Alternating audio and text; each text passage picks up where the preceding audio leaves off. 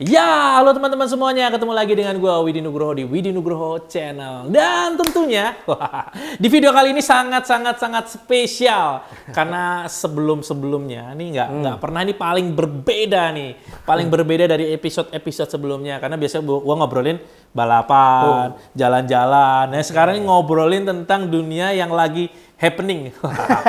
Olahraga yang lagi happening banget dan lagi up-upnya. Ya. Jadi Dani setuju olahraga rakyat. Olahraga rakyat. Nggak apa-apa ya? Nggak apa-apa, betul dong. Ya namanya adalah pingpong atau tenis meja. Nah, di samping saya ada seorang mantan atlet nasional. Masih atlet nasional nggak sih? Pelatih sekarang ya banyak ya? Kemarin sih saya dikaryakan menjadi pelatih nasional untuk SEA Games. Oke. Ya, tenis meja. Oke, jadi ini atlet nasional tadi teman-teman lihat dari highlight-nya sebelumnya. Bagaimana prestasi-prestasinya itu masih sedikit, banyak banget prestasi-prestasi yang lain yang luar biasa. Misalnya ada Mas Yon Mardiono. Ya, halo. Aduh Mas, nih ngobrol-ngobrol masalah pingpong nih. Jadi ini nih pingpong ini sekarang kan lagi happening Mas, lagi rame banget dibicarain. Banyak teman-teman artis juga udah mulai main pingpong. Bagaimana pingpong ini digembor-gemborkan terus, digembor-gemborkan. Nah, salah satu orang di balik penggembor-penggemboran ini, provokatornya adalah beliau. Iya. Bagaimana bentuk kecintaannya terhadap tenis meja sehingga supaya tenis meja kembali bisa berjaya. Dan kemarin juga sempat ada sebelum jauh ya, kita ngobrol tadi sempat dulu tentang SEA Games tadi ya. Betul. SEA Games pada sudah dipersiapkan ternyata gagal berangkat. Itu gimana ceritanya? Iya, jadi gini. Sebetulnya saya mau bercerita tentang tenis meja itu awal saya terjun bukan lagi di dunia teknisnya, tapi di luar teknisnya. Satu, karena saya sadar bahwa usia saya udah bukan lagi usia produktif untuk menjadi atlet. Walaupun kemarin tahun 2019 sebelum COVID, saya ikut kejuaraan Asia Pasifik itu U40. U40. Jadi 40 ke atas veteran, 40 ke 45. Oke.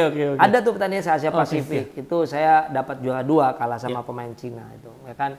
Nah, tetapi ada yang lebih buat saya pribadi ya, karena saya ini kan pelaku langsung dari olahraga ini.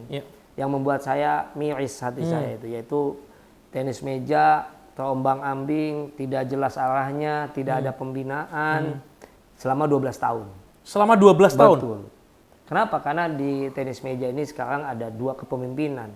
Ada 2 organisasi yang memimpin kita. Gitu. Yang satu mengurusi yang di dalam negeri, yang satu urus di luar negeri. Yeah. Nah, karena ada 2 organisasi ini tidak termanage dengan baik sehingga dampaknya kepada atlet. Atlet dipetakan, lalu atlet tidak fokus diurusin, sehingga setelah zaman saya itu prestasinya di dunia baik di Indonesia secara kualitas itu menurun, jauh sekali. Terjun bebas. Iya, karena bicara 12 tahun Mas. Iya. Kita kalau bicara pembinaan 2 tahun aja kita ketinggalannya udah luar biasa. Udah ngejarnya udah ampun-ampun. Ini udah 12 tahun. 12 tahun. Jadi atas dasar itu saya mencoba turun, saya ingin berkarya untuk tenis meja. Minimal 1, tenis meja tetap populer. Ya kan? Kedua, atlet-atlet atau junior-junior saya itu tetap punya harapan. Tidak lagi dengan situasi yang seperti itu, lalu dia merasa, wah saya mau ngapain lagi nih. Nggak jelas nih gitu. Iya betul, karena begini, menjadi mereka itu nggak gampang. Artinya nggak gampang tuh begini. Pada waktu mereka mendedikasikan dirinya sebagai atlet tenis meja Indonesia atau tenis meja, dia sadar bahwa prestasi yang akan dijaminkan dalam hidupnya dia. Untuk menembus sebuah prestasi, prosesnya itu pengorbanannya luar biasa. Wah, luar biasa Mas. Dia dari kecil keluarga dikorbankan, sekolah dikorbankan, masa muda dikorbankan. Juara belum tentu. Kalaupun ada juara, juaranya cuma 1. Ya kan? Betul nggak Mas? Sumpah Mas Widi belajar pingpong. Saya belajar pingpong. Harapannya sama-sama juara 1. Iya, betul. Doanya pengen juara 1. Sama. Punya orang tua doanya juga supaya anak juara 1. Tapi tempatnya cuma 1. Nggak gampang bagi mereka. Betul. Nah, sekarang yang jadi susahnya lagi buat mereka itu apa? Ketika dia berpikir untuk bagaimana punya jaminan hidup yang hebat dengan menciptakan sebuah prestasi, sekarang dia tidak punya ruang. Ruangnya tidak ada selama 12 tahun. Mau kemana nih? Betul. Contoh, PON sudah mulai tidak ada. PON sudah mulai nggak ada? Nggak ada. Kita PON SEA Games 2 kali kita tidak ikut, ya kan? Aduh. Lalu untuk pembibitannya O2SN tidak ada. Lalu ada lagi di Ragunan tenis meja dicoret dari Ragunan. Lalu tenis meja lama-lama bisa hilang. Bisa, iya benar. Bisa hilang. Benar. Tapi karena saya kemarin itu juga ingin mempopulerkan olahraga ini, otomatis dengan menggabungkannya Mas Widi juga pernah terlibat dalam mempopulerkan tenis meja ini, dan beberapa teman-teman artis, lalu ada dari kalangan pejabat-pejabat semua. Jadi saya anggap olahraga tenis meja untuk untuk olahraga massal ya, massalnya itu sekarang dapat. Tapi untuk populernya dapat nih. Populernya dapat sekali. Banyak sekali penghobi yang saya temuin itu banyak. Banyak banget. Cuman fokus untuk pembinaan atau sebuah prestasi yang untuk mengharumkan nama bangsa ini itu hilang. Tidak ada ruangnya. Ini yang saya sedih gitu. Ini yang saya sangat sedih. Makanya mudah-mudahan dengan segala yang saya lakuin ini bisa berdampak atau bermanfaat buat khususnya buat olahraga tenis meja ini sendiri, Mas. Betul. Siap. Jadi gini, Mas, kalau ngomongin masalah dualisme ini kan benar. Tadi atlet adalah pihak yang dikorbankan. Ada beberapa pasti oknum-oknum kan yang di dalamnya yang mungkin tidak memperhatikan bagaimana perjuangan seorang atlet. Atlet itu tadi benar berdarah-darah, jadi udah ninggalin keluarganya, dia mungkin waktunya dan lain sebagainya, bahkan tenaga, bahkan pikiran, bahkan finansial ya. Tetapi ternyata nggak ada jenjang karirnya. Bahasanya kan gitu kan, sama aja udah cut nih.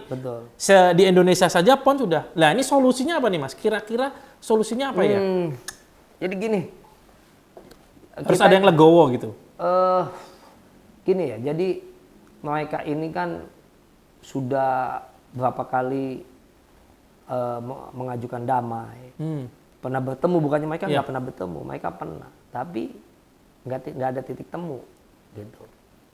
Kalau pikiran simpel saya kan ketika kita bicara olahraga kan sudah ada yang pengurus atau bukan yang mengurus ini atau yang bertanggung jawab, pembantu presidennya, ada kementeriannya. Ya harusnya Menpora turun tangan ya, mengatasi ini lebih fokus lagi. Karena tenis meja mungkin masih belum dianggap olahraga yang buat fokus untuk diselesaikan gitu. Tapi ini kan masalahnya banyak, masalah kemanusiaan segala macam. Solusi saya sih, saya berpikir bagaimana Bapak Menpora turun tangan, fokus. Kita sudah tidak usah mencari PB yang benar atau PP yang benar. Dipanggil dua-duanya, lalu diambil alih dulu oleh Menpora, ya kan. Apapun caranya, apakah dibekukan atau bagaimana, yang penting Menpora punya racikan khusus untuk menangani ini. Ketika itu diambil sama Menpora, diambil alih atau pemerintah lah ya, diambil pemerintah. Dalam beberapa bulan kemudian, baik PB maupun PP mau mencalonkan lagi ketika ini, silakan. Bapak Kemenpora ini yang menjadi panitianya, silakan, atau dari Kemenpora silakan. Kalau merasa memang mereka hebat-hebat silakan. Kalau bisa berkompeten, memang benar-benar hati fokusnya untuk memajukan tenis meja, kenapa enggak gitu ya? Maksud saya ketika nanti ini dibekukan atau ini diambil alih dengan pemerintah, ya kan, mereka boleh berkompetisi lagi untuk menjadi ketua lagi. Gitu. Minimal mereka tenis meja jadi satu dulu, ya kan. Kalau bersatu rasanya susah. Karena mereka ini beda keanggotaan, Mas. Beda. Yang satu PP, yang satu PB. Dihilangkan dulu, munculin laginya dengan mungkin ada pemilihan lagi, ya kan. Lalu panitianya Menpora. Nah dari situ jadi ada satu, jelas. Gitu. Oke sih. Ya, jadi mau PB mau PP ya silakan, dia mau merasa mampu. Karena saya yakin baik dari PP maupun PB keinginannya sama. Dia ingin memajukan tenis meja. Cuman kan kita terhambat. Namanya ada dua kepemimpinan, pasti terhambat. Dua pemikiran yang berbeda ya. Karena membawa gerbong masing-masing ya. Betul. Jadi yang dirugikan kalau menurut saya bukan hanya atlet, tapi ekosistemnya. Jadi semua terganggu. Karena keblok-blok kan. Jadi blok-blok. Jadi memang ini bisa dikatakan agak sedikit miris dan menyedihkan ya. Selama 12 tahun nggak ada solusi. Jadi ya mudah-mudahan kami berharap ya pemerintahan melalui Kemenpora bisa Amin. diambil alih lagi dan benar-benar udah bisa dibenerin nih karena gini. Ini secara pribadi gue sebagai masyarakat Indonesia, olahraga pingpong ini olahraga rakyat. Betul. Olahraga rakyat. Jadi saya percaya bahwa kalau seumpama ini dibuka, nanti akan lahir atlet-atlet yang luar biasa. Karena gini, pingpong ini olahraga yang murah, ya, istilahnya murah. Dan mungkin dari daerah-daerah kan banyak, termasuk Mas John kan mungkin dari daerah Bandung sana ya Mas ya? Iya betul. Jadi akan bermunculan atlet-atlet yang luar biasa kalau ini jelas ya, sebenarnya jenjang karirnya jelas dan orang tua pun melepaskan anaknya karena jenjangnya jelas. Jadi mudah-mudahan bisa segera teratasi. Nah, sekarang kita langsung ngomong lagi yang lain ya. Ini ngomong masalah pingpong nih. Mas pengen belajar pingpong. Bagaimana caranya pingpong itu mulai mungkin teman-teman di subscribe saya di rumah ini mungkin jarang pingpong ya, atau mungkin lagi pingpong ataupun pingpong nggak ngerti cara pegang bat yang benar. Nah, di sini ada bat nih teman-teman. Ini ada bat itu ada beberapa tipe katanya Mas John. Apa tipenya apa aja Mas? Jadi gini, kita coba mengawali kalau orang mau belajar main pingpong itu, pertama dia harus punya bat pingpong yang standar. Yang standar. Karena kalau bat pingpong yang tidak standar, dia akan mempengaruhi jenis pukulan. Jadi biasanya kan suka ada tuh di toko-toko yang batnya itu udah langsung tempel antara kayu dengan karet tuh. Udah jadilah satu. Udah jadi. Nah itu kita tidak referensi, tidak rekomen. Kenapa? Karena bat itu biasanya untuk bat penghobi. Karetnya pun tidak bisa menghasilkan putaran-putaran bola yang bagus. Ya, jadi dia cuma main asal gini aja itu boleh. Untuk hobi lah, untuk pas hobi. Makanya kalau kita mau belajar yang benar, pertama adalah harus memilih bat pingpongnya yang standar. Yang standar. Ya, satu. Dan kedua, kita harus mempunyai meja pingpong yang standar juga. Meja pingpong yang standar. Kenapa? Karena kalau kita bikin meja pingpong cuman kotak aja asal tahu ukuran semua bisa. Tapi untuk standar itu mempengaruhi sebuah pantulan. Nah, pantulan ini membuat stabilitas bahwa kita lagi bermain itu pantulan stabil akan menjadi nikmat. Enak mainnya, betul. Yang ketiga itu kalau bisa di ruangan tertutup. Ya kan, ruangan tertutup. Itu kenapa? Karena bolanya ringan. Supaya tidak kena angin. Iya, kalau kena angin sedikit udah beda. Itu pertama dulu. Nah, setelah itu sudah semua udah kita pilih. Lalu bagaimana teknik bermain pingpong yang paling mendasar? Nah, paling mendasar itu paling mendasar itu adalah bagaimana cara memegang bat pingpong yang benar, baik dan benar. Ya kan? Jadi kalau menurut saya bermain pingpong itu sama ketika kita memegang bat ini seperti kita lagi menjabat tangan. Ya kan? Kayak lagi menjabat tangan. Nah, yang 3 jari ini menggenggam gagang bat supaya tidak goyang. Dan diimbang. Kenapa ini harus nempel sini juga supaya lebih enak, lebih kunci ya. Kunci, betul, kunci. Dan kenapa selalu tangannya begini, ada di samping? Karena ini akan menghasilkan sebuah putaran bola. Begitu pula backhand. Sama. Sama ya. Jadi yang nanti main, yang ketika kita udah pegang pegang bat ini udah benar, tulang ini jangan terlalu begini tuh. Kadang-kadang orang main pingpong gini Mas. Oh iya gini ya. Tulangnya harus terbuka. Tuh. Sama backhand juga sama tuh. Lengannya tangan. Ini paling mendasar.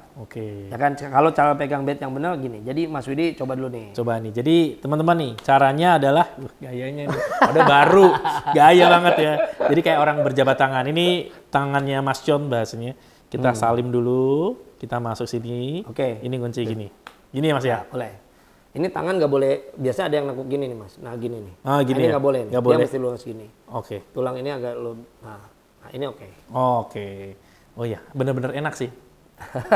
Nah ini mantep banget nih. Ini teman-teman dapat informasi yang penting buat teman-teman semuanya. Jadi ini mungkin nostalgia. Gue sih yakin teman-teman juga mungkin udah pernah main pingpong. Bahkan kan ini kan masih nuansa 17-an. Pasti lombanya pingpong. Panjat pinang, pingpong, makan kerupuk. Nah ini termasuk. Makanya ini gue bilang tadi olahraga rakyat. Masyarakat banget. Ini udah mendasar banget. Nah Mas, kalau otomatis kalau masalah pemilihan kan banyak tipenya. Tipenya banyak ya. Ada bahan yang paling bagus tuh dari kayu apa Mas? Kalau ini kan ada karet-karetnya nih Mas. Ini apa nih? Ini karet atau kayu nih? Yang ini? Ya jadi gini. Kalau yang kita profesional itu antara kayu dengan karet itu terpisah Mas. Kayu ini juga banyak karakternya. Jadi kayu itu biasa yang tidak memakai karbon. Itu biasanya olon yang tidak terlalu mental. Tidak terlalu kencang kayunya. Buat orang-orang pemula. Biasanya bisa pakai salah satu alternatifnya pakai Oke. bed yang tidak berkarbon. Naik ada karbon. Oke. Nanti ada lagi yang pakai titanium. Oh, ada yang titanium ya, juga? seperti yang hitam-hitam ini kan ini karbon nih. Oh, ini karbon.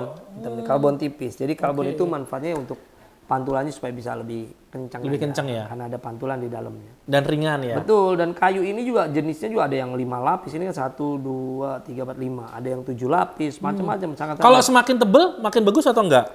gini, kalau bicara bed itu harganya berbeda-beda. Oke. Jenisnya berbeda-beda. Itu kalau saya mereferensikan harus sesuai dengan karakter. Gitu. Misalnya karakter saya ini adalah ofensif. Iya. Ofensif bisa dibilang agresif. Iya. Nah, saya banyak menggunakan pukulan-pukulannya forehand. Oke. Jadi saya memilih kayunya itu yang kayu-kayu, saya suka kayu basah. Kayu basah. Kayu basah itu kontrolnya bagus. Lebih enak. Lalu saya menggunakan karet di forehandnya itu adalah yang sponnya keras. Oke. Nah, spon keras Yang hard ini, ya? yang hard ini, spon keras ini kenapa buat spinnya yang tenaga ada ledak. Nah ini, jadi sponnya keras, jadi lebih ke apa fast spin gitu. Iya, iya. ya kan? Lalu di backhand saya selalu menggunakan yang sponnya soft.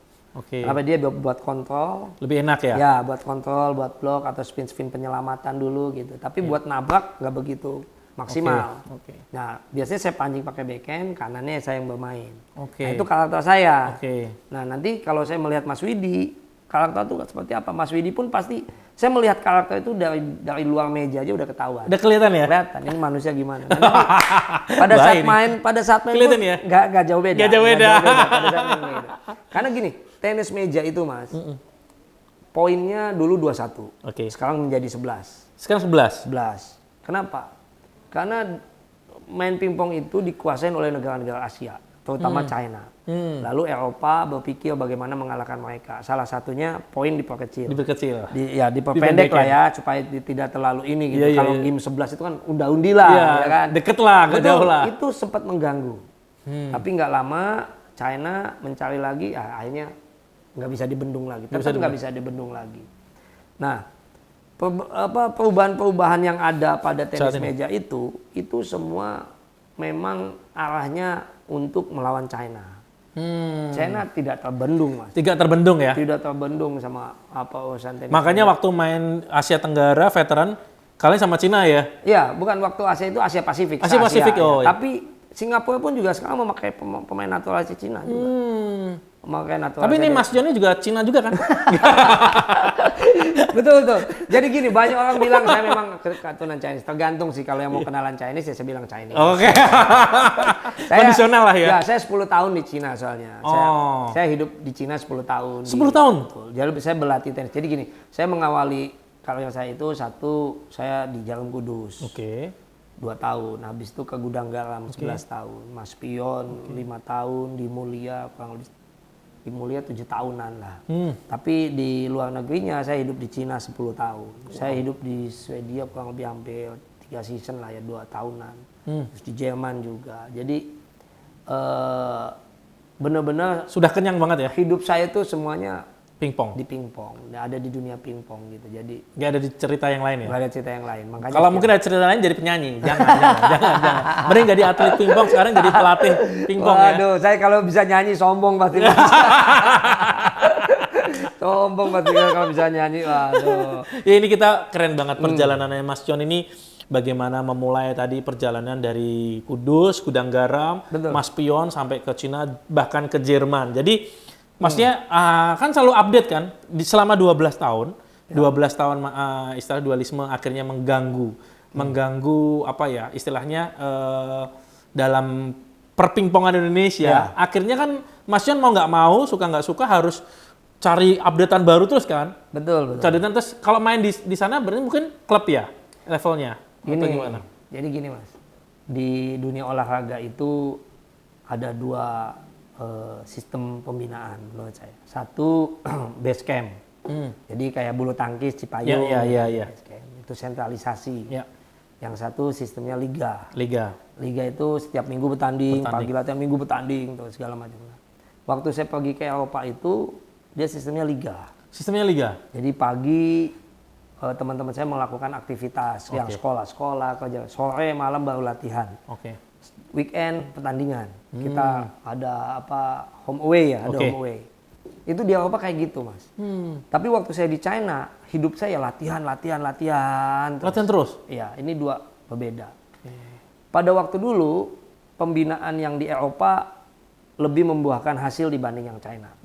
Tidak terbendung, zamannya Swedia itu Jane of Watt, apa segala macam. Oke. Karena kenapa? Dia terlatih di pertandingan. Selalu liga Ya, terus, ini nggak hanya terlatih, latihan-latihan aja. Betul. Secara ininya beda lah mental. Akhirnya kenapa China bisa mengalahkan mereka? Karena China menggabungkan sentralisasi dan liga. Oke. Ya, jadi ada liganya, ada sentralisasinya. Oke. Habis itu tidak terbendung udah Udah. sistemnya. Nah, Susah yang paling kejauh ya? parahnya Ya. Indonesia dua-duanya tidak ada. Gitu. Jadi Akhirnya bikin kita ketinggalan makin jauh. betul. Kalau Jadi- Mas, maaf dipotong. Kalau sekarang nih, kita ngelihat atlet-atlet kita sebenarnya. Kemarin lah yang dipersiapkan. Ya. Kalau menurut pandangan Mas John sendiri, atlet yang sudah dipersiapkan untuk menuju ke SEA Games, apakah bisa kompetitif dengan kemarin di SEA Games tuh? Kira-kira, maksudnya menurut pandangan Jadi gini. Mas John sendiri. harusnya ya tahun kemarin SEA Games ini, Iya. mau tahun ini kalau nggak salah tahun ini ya SEA Games itu, kita harus bisa, menurut saya bisa mendapatkan medali emas. Harusnya? Kenapa? Perhitungannya logiknya begini. Zamannya kakak saya dulu Anton Suseno Ya. selalu mendapatkan 7 medali emas. Wah, Ya. Indonesia itu tidak terbendung, Mas. Ya. Wah, medali emas terus.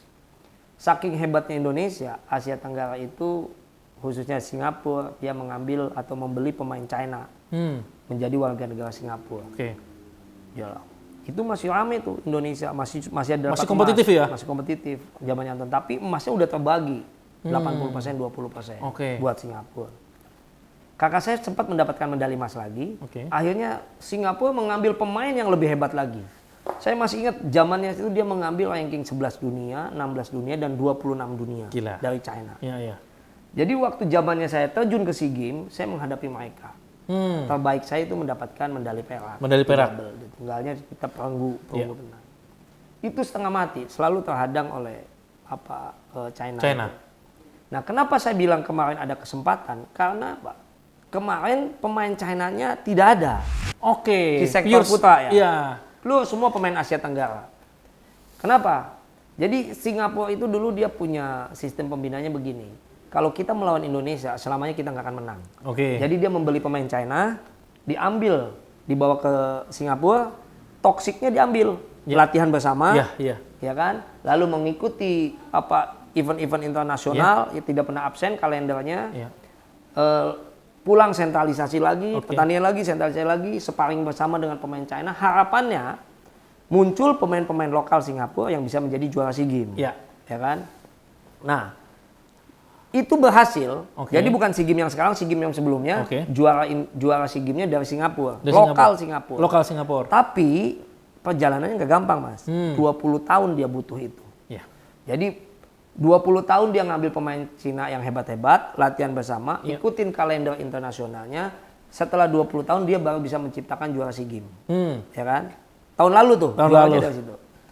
Kita bandingkan dengan Indonesia Iya. yang tidak do something gitu, Iya, tidak iya. melakukan apa-apa. Apakah bisa? Gitu. Iya. Kalaupun kita seperti itu, bayangkan Singapura yang melewati prosedural yang menurut saya tepat, Iya. 20 tahun. 20 dia tahun. ya kan? Kita tidak melakukan apa-apa. Mas. Tapi Indonesia itu nenek moyang pingpongnya untuk Asia Tenggara bagus sejarahnya. Iya, iya. Ya kan? Iya, iya, iya, betul. Ketika kemarin saya kumpulkan lewat evaluasi seleksi di Indonesia, Iya. pemain-pemain kita itu ketika berbicara pemain Asian Games tidak ada pemain asingnya, Iya. PD-nya beda. Betul. Jadi dia kalau menurut saya gini, jadi saya ngambil gambaran gini. Walaupun pemain ini jelek, tapi benderanya China, Iya. tetap bikin orang itu jadi deg-degan Deg-degan juga, betul. Gitu loh. Meskipun orang jelek ya. Padahal pemainnya nggak begitu Iya, bagus betul, gitu. betul, loh. betul. Nah, tapi beda dengan pemain bagus, tapi negaranya adalah Singapura, Iya, Malaysia. iya, iya. Secara mental Indonesia nggak takut. Iya, iya, iya. Nah, karena mental itu pengaruhnya sangat tinggi Besar. sekali, ya besar sekali.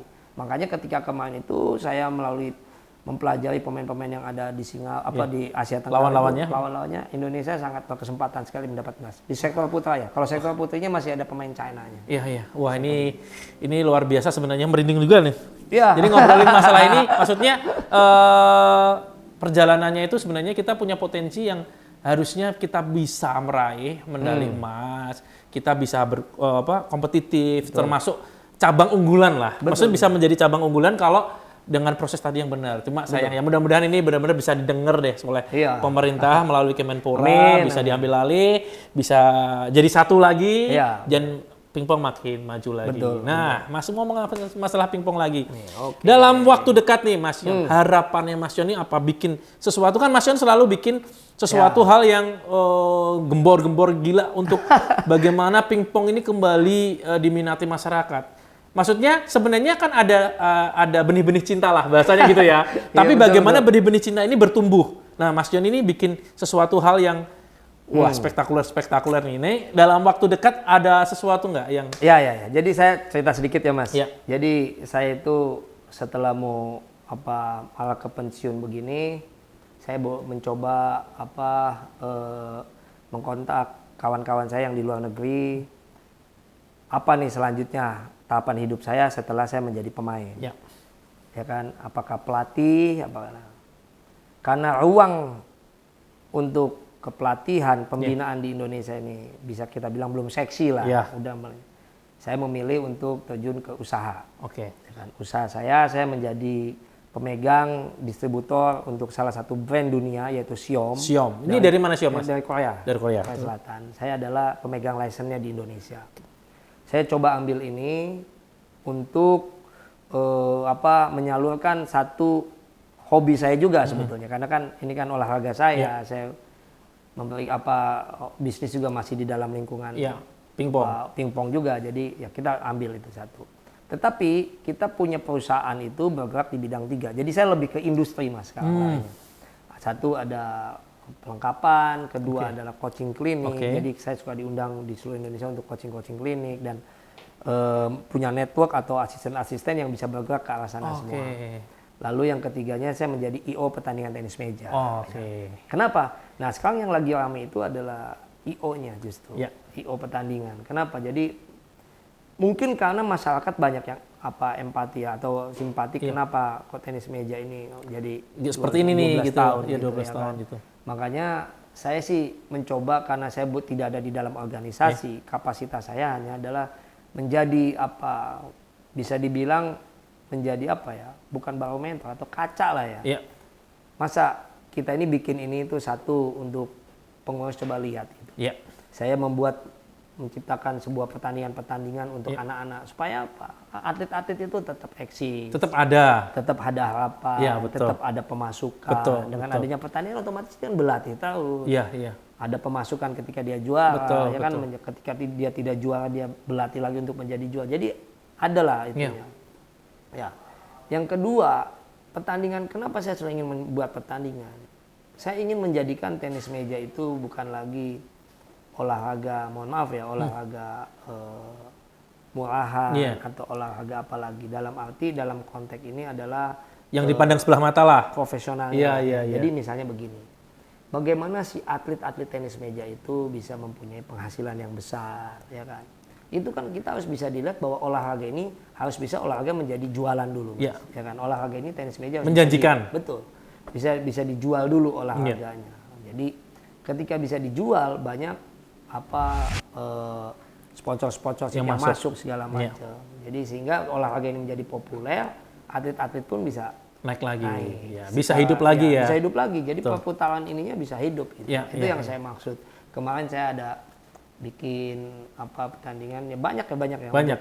Kalau waktu dalam dekat ini apa? Waktu dekat ini insya Allah nanti kita dalam Hari Olahraga Nasional ya, bulan depan ya Mas ya. Jadi saya akan membuat satu event itu tetap eventnya di dunia tenis meja. Saya akan menggabungkan bagaimana artis-artis atau yang public relation-nya yang ini yang punya nama untuk bergabung dalam pejabat mau apa saja bisa artis masuk dalam situ, dan saya melibatkan atlet-atlet nasional juga. Event ini saya nggak bisa sebutkan sekarang. Jadi ini saya yang pasti pertandingan ini adalah dalam rangka Hari Olahraga Nasional. Oke. Di mana hari itu adalah hari untuk kemerdekaan bagi atlet. Oke. Tetapi tenis meja bisa dibilang belum merdeka, ya kan? Makanya saya bikin pertandingan itu, event itu, ya kan? Supaya apa? Supaya kita merdeka. Nah. Supaya kita bisa didengar lagi. Akhirnya. Iya, gitu loh. Berarti ini harapannya sebagai gong untuk supaya diperhatikan oleh pemerintah Betul, ya? betul. Ya.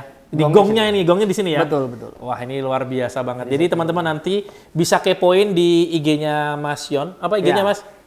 IG saya Yon _Mardiono 31. Nah, di sini ya, di bawah ini ya, teman-teman. Teman-teman langsung aja follow, nanti ada update terbaru dari pertandingan-pertandingan pingpong. Mau lihat nanti ada live streaming, ada pasti? Ada. Datang bisa boleh? Boleh. Oh, datang juga boleh, live stream juga boleh. Mungkin yang luar kota, itu di Jakarta? Di Jakarta. Di Jakarta. Jadi yang mungkin daerah Jabodetabek atau luar Jakarta mau jalan-jalan juga mampir boleh. Betul. Atau nggak bisa nonton, maksudnya nggak bisa nonton langsung, bisa nonton siaran langsung live streamingnya. Nanti ada di Yon Mardiono 16 ya? 31? 31. Yon _Mardiono 31. Oke, ya teman-teman. Itu pasti langsung aja. pertandingannya keren sih Mas. Nanti saya lagi mau buat sesuatu yang beda, ya kan, bahwa Berarti ini spektakuler ya ini ya? spektakuler. Mudah-mudahan ini spektakuler. Kenapa? Karena pertandingan ini bukan hanya dinikmatin permainan pingpongnya saja, karena suasananya pun harus diam, mereka bisa menikmati. Gitu, Oke, jadi selain Mas Yoni menggabungkan bagaimana pingpong ini, pertandingan pingpong, karena sekarang bergerak di IO ya.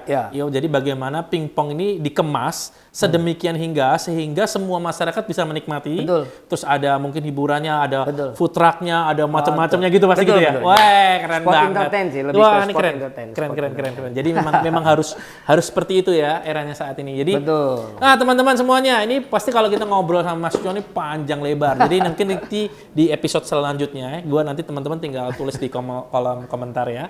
Jadi pengen apa aja yang mau ditanyain, nanti next di episode yang kedua, gua sama Mas Yon, nanti gua jelasin semuanya. Nanti kalian juga penasaran bagaimana gua bisa menjadi atlet pingpong juga. Maksudnya jadi main pingpong, jadi jago pingpong ya. Nanti lihat gua mau berlatih sama Mas Yon dulu, berguru sama Mas Yon dulu biar jago main pingpongnya. Ya, soalnya Jadi, gini Mas, gimana? soalnya kita juga, saya nanti akan ke depan juga punya rencana sama teman-teman itu. Liga artis ada nggak? Ah, itu. Oh, Saya Liga lagi artis ya? kepikiran. Lagi kepikiran, betul. Waduh. Ya, gini, kalau di luar negeri ya, pengalaman saya di China, di mana itu. Saya kalau habis latihan di hotel tuh nonton TV, TV-nya tuh semua acara-acaranya tuh olahraga. Maksudnya Banyak kan olahraga ya, acaranya. jadi ada satu channel yang dia membicarakan tentang olahraga terus. Oke. Sosok dari pemain bulu tangkis, pemain Siapa? semua. Jadi kita terdoktrin. Oke. Ya kan? Wah, seneng Termotivasi untuk wah keren betul, ya. betul gitu. Jadi ya itu juga yang mau kita nanti tampilkan ketika artis-artis itu bermain pingpong. Siap. Jadi artis itu bukan acara talk show saja, tapi dia menggelorkan olahraga juga. Wah. Mas, yang bisa mengibarkan bendera di luar negeri cuma 2. Iya, sama. Presiden dan atlet. Atlet. Oh iya, betul. Coba nggak kalau kita ke luar negeri bendera harus kibarkan. Iya. Wah, ngamuk. Bisa ditangkap kita. Iya, Itu pun benar. kalau atlet ya kalau juara. Kalau nggak juara juga bisa ya. Nggak bisa. Nggak bisa tetap. Iya, ini keren banget ya teman-teman semuanya. Jadi nanti akan ada mungkin kejutan-kejutan dari Mas Yon ini, mungkin teman-teman artis. Jadi teman-teman semuanya yang artis juga nanti banyak juga yang lagi persiapkan diri kalian baik-baik untuk berlatih pingpong karena kita akan ada nanti ada kejuaraan pingpong khusus artis. Ini ada grade-nya nggak kali? Ada kali ya? Untuk pertama biasanya kalau pertandingan gitu Open dulu. pasti ada grade terbagi menjadi kelompok. Misalnya kalau yang profesional divisi 1, 2, 3, 4 itu selalu ada. Nanti degradasi gitu. Nah, untuk pertandingan pertama itu kita tidak susah menentukan untuk kelasnya dulu. Kelasnya, kecuali yang keduanya. Jadi Bisa yang pertama ya? itu bisa membagikan kelompok nanti. Oke. Terima kasih banyak Mas Yon untuk waktunya. Terima kasih untuk semuanya. Terima kasih juga buat Siom yang sudah ngasih gua baju keren banget nih. Jadi Siom ini selain baju olahraga, ternyata buat harian juga keren-keren. Keren ya? Keren loh. Ini baju olahraga banget kan? Betul. Ini baju olahraga tapi kalau dibuat jalan-jalan juga nggak kalah keren. Jadi gini, olahraga zaman sekarang itu Mas, dari apparel aja itu harus sudah bisa mendukung. Ya. Mungkin Mas Widi di motocross juga pakai baju sembarangan nggak mungkin betul, dong, ya kan? Betul. Basket dia pakai. Betul, sekarang keren-keren. Jadi tenis meja sendiri juga dia menciptakan sebuah baju yang potongannya itu memang untuk olahraga tenis. Misalnya celana dia agak lebar dikit, karena kita punya kuda-kuda lebih lebar. Oke. Jadi bukan hanya dari bahannya saja yang kita perhatikan, Biasa kan olahraga pakai dry fit Iya, yang iya. ringan-ringan. Iya, gitu. ringan-ringan, ya. Kenapa? Supaya kita movingnya enak. Enak, oke. Satu. Yang kedua juga baju-baju seperti ini kan ketika kita bermain pingpong tuh gini. Jam 11 menang, jam 1 main lagi. Jam 1 menang, main lagi jam 5. Iya.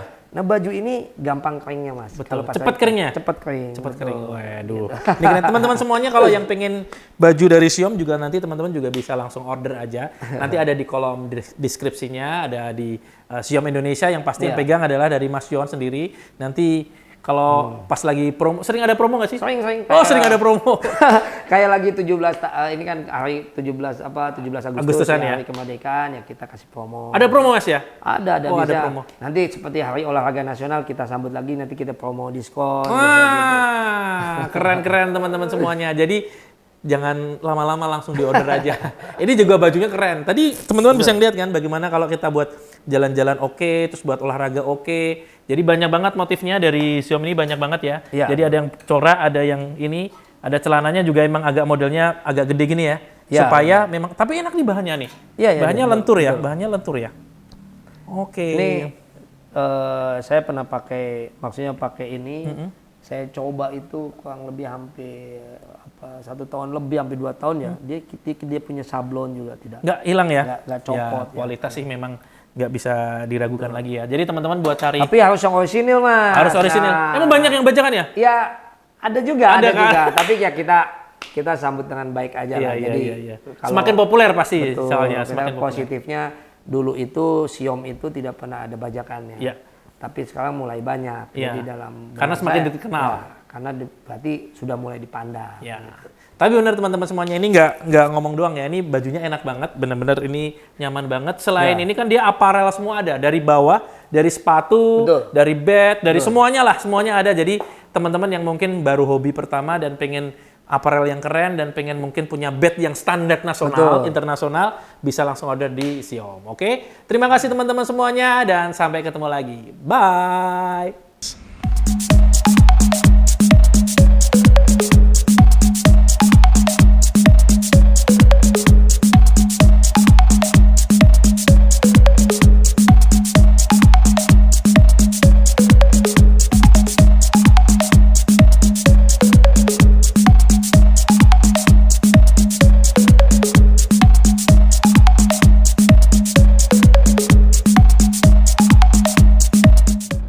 Jangan lupa untuk like, comment, share, and subscribe. Karena subscribe itu gratis.